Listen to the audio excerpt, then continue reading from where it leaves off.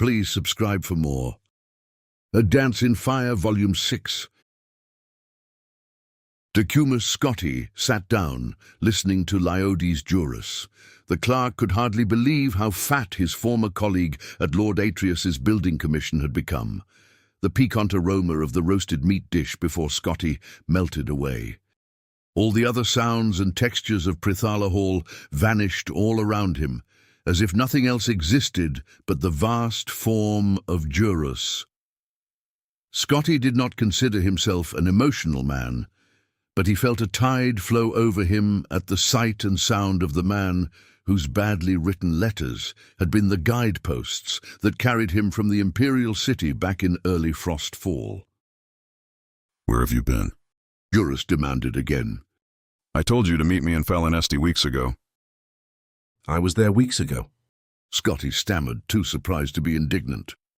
"I got your note to meet you in Athay, and so I went there, but the Khajiit had burned it to the ground. Somehow I found my way with the refugees in another village, and someone there told me that you had been killed." "And you believed that right away?" Juris sneered. "The fellow seemed very well informed about you. He was a clerk from Lord Vanek's building commission named Reglius, and he said that you had also suggested that he come down to Valenwood to profit from the war." "Oh, yes," said Juris after thinking a moment. "I recall the name now. Well, it's good for business to have 2 representatives from Imperial building commissions here. We just need to all coordinate our bids, and all should be well." "Reglius is dead," said Scotti. "but I have his contracts from Lord Vanek's commission." "Even better," gasped Juris, impressed. "I never knew you were such a ruthless competitor, Decumus Scotti. Yes, this could certainly improve our position with the Sylvanar. Have I introduced you to Bast here?" Scotti had only been dimly aware of the Bosmer's presence at the table with Juris, which was surprising, given that the Mir's girth nearly equaled his dining companion. The clerk nodded to Bast coldly, still numb and confused. It had not left his mind that only any hour earlier Scotti had intended to petition the Sylvanar for safe passage through the border back to Cyrodiil. The thought of doing business with Juris, after all, of profiting from Valenwood war with Elsweyr, and now the second one with the Somerset Isle, seemed like something happening to another person. "Your colleague and I were talking about the Sylvanar," said Bast, putting down the leg of mutton he had been gnawing on. "I don't suppose you've heard about his nature?" "A little, but nothing very specific. I got the impression that he's very important and very peculiar." "He's the representative of the people, legally, physically, and emotionally," explained Juris, a little annoyed at his new partner's lack of common knowledge. "When they're healthy, so is he. When they're mostly female, so is he. When they cry for food or trade or an absence of foreign interference, he feels it too, and makes laws accordingly. In a way, he's a despot, but he's the people's despot." "That sounds," said Scotti, searching for the appropriate word, "like bunk." "Perhaps it is," shrugged Bast. "but he has many rights as the voice of the people, including the granting of foreign building and trade contracts. It's not important whether you believe us. Just think of the Sylvanar as being like one of your mad emperors, like Pelagius.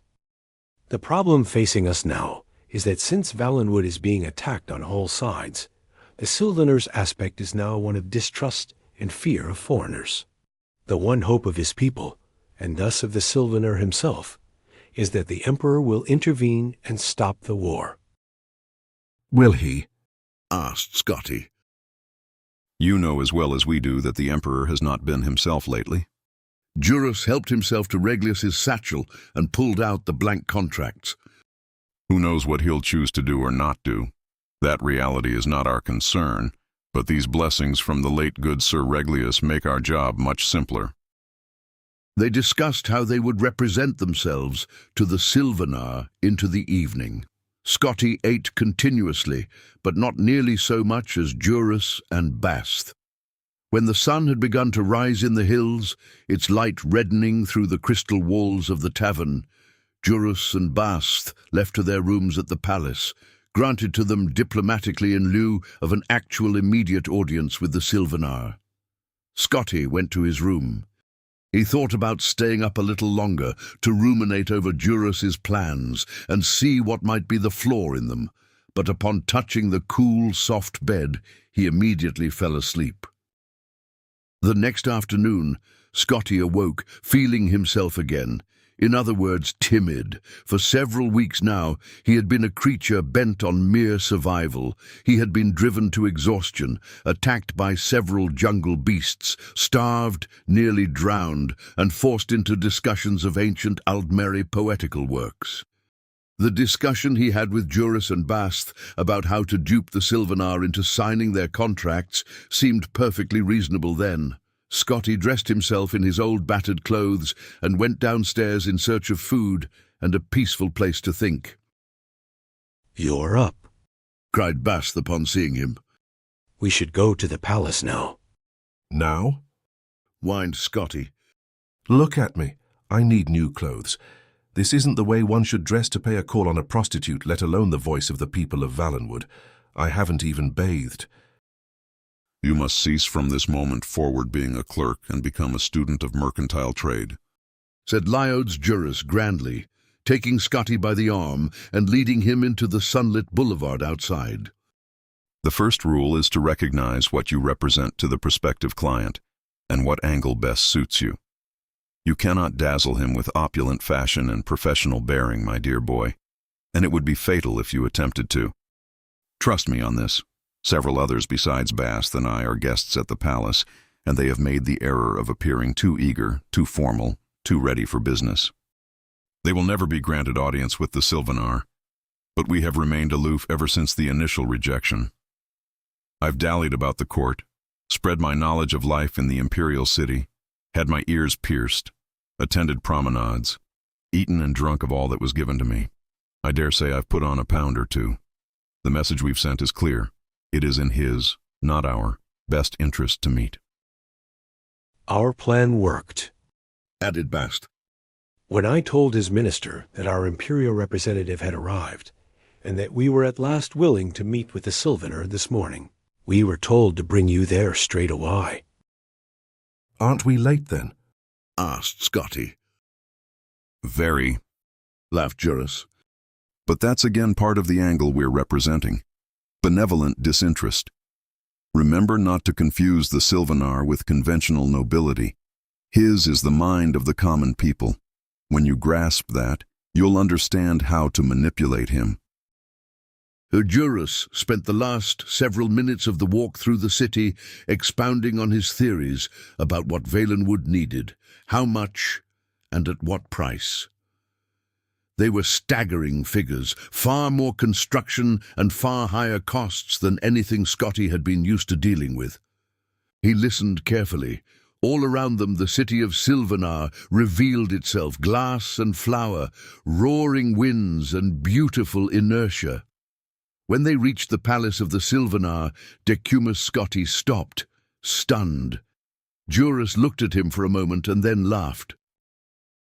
"It's quite bizarre, isn't it?" That it was. A frozen scarlet burst of twisted uneven spires, as if a rival sun rising. A blossom the size of a village, where courtiers and servants resembled nothing so much as insects walked about it, sucking its ichor. Entering over a bent petal-like bridge, the three walked through the palace of unbalanced walls. Where the partitions bent close together and touched, there was a shaded hall or a small chamber. Where they warped away from one another, there was a courtyard.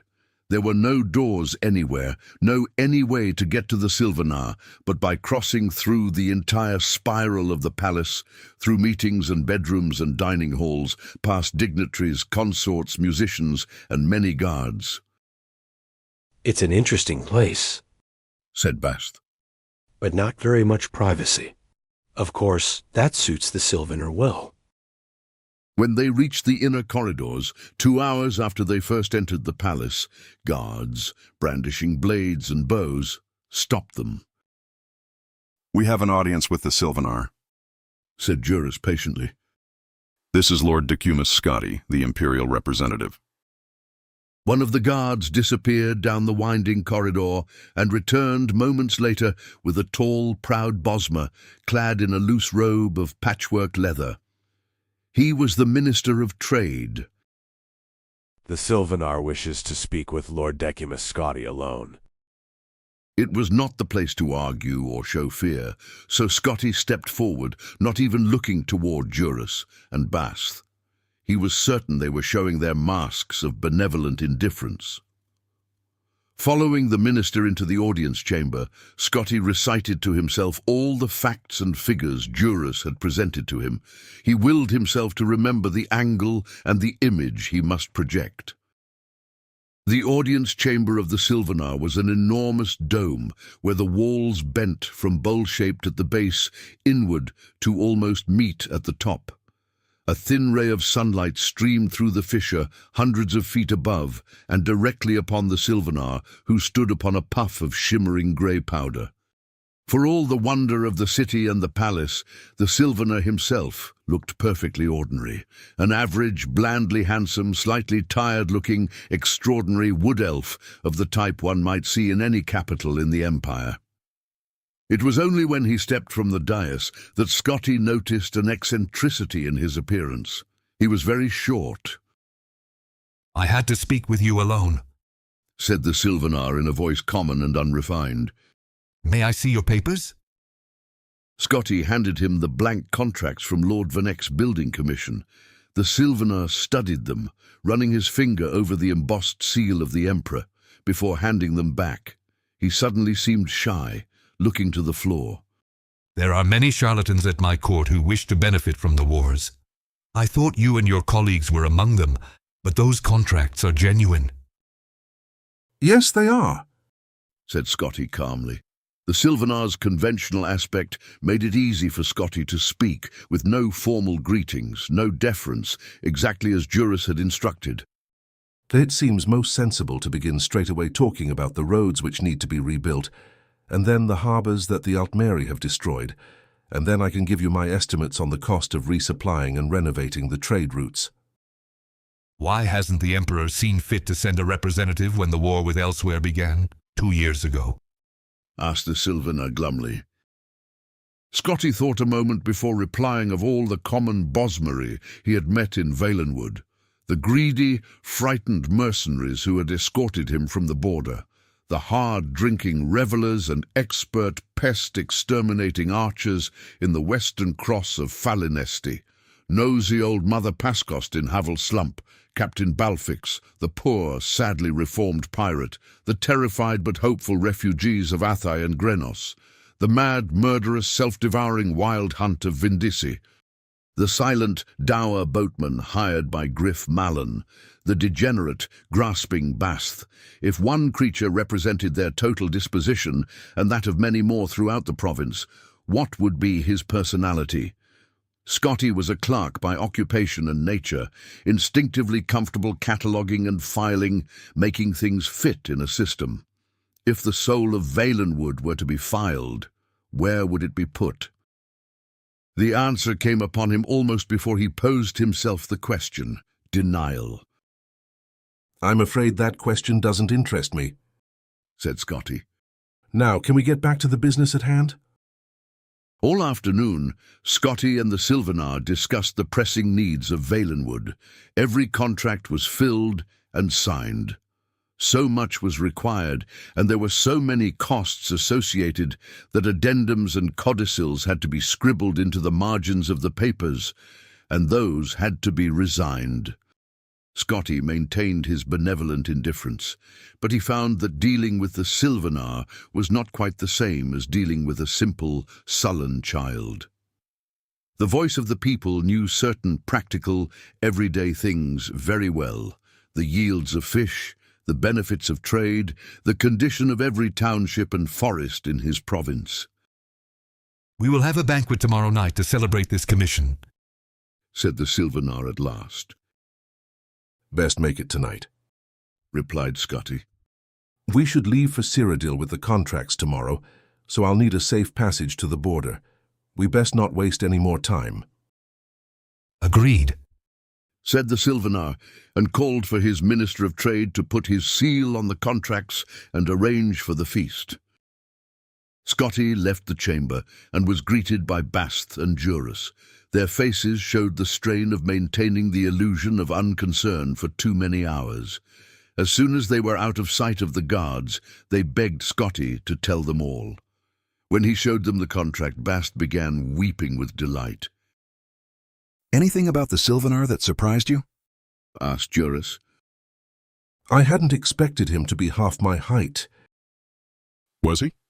Juris looked mildly surprised. He must have shrunk since I tried to have an audience with him earlier.